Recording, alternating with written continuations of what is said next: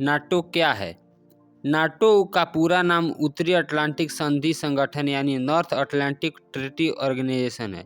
इसका गठन 1949 में बेल्जियम में किया गया था।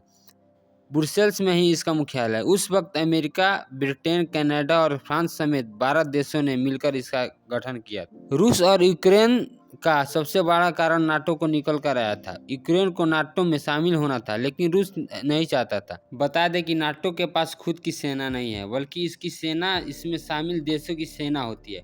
उदाहरण के तौर पर अगर किसी सदस्य देश पर हमला होता है और नाटो उस देश में लड़ाई के लिए उतरता है, तो इसका मतलब है कि नाटो शामिल सभी देशों की सेना उस लड़ाई में एक होकर उतरेगी, यानी तब वो इस देश की सेना ना होकर नाटो की सेना होगी। अब सवाल उठता है कि नाटो का गठन क्यों हुआ था? तो इस सैन्य संगठन का सबसे बड़ा उद्देश्य था साम्यवादी राज्यों के समूह को विस्तार को रोकना।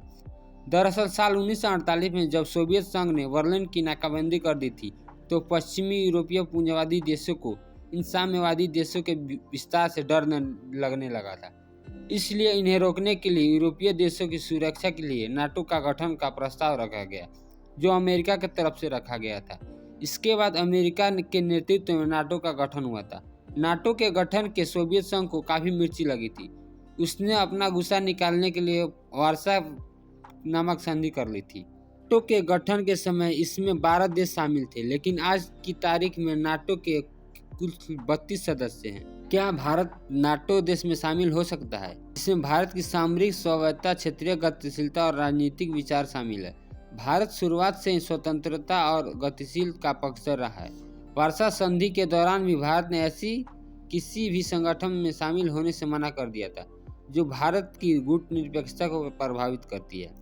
नाटो में शामिल होने का भारत एक नकारात्मक पहलू ये मानता है कि इस संगठन में शामिल होकर वो दुनिया भर के संघर्षों को भागीदार माना जाएगा। किसी भी देश में उससे अपने सैनिक भेजने होंगे, जिससे सैनिक और हथियार दोनों की खपत होती है, और वह सैनिक बेवजह मारे जाते हैं।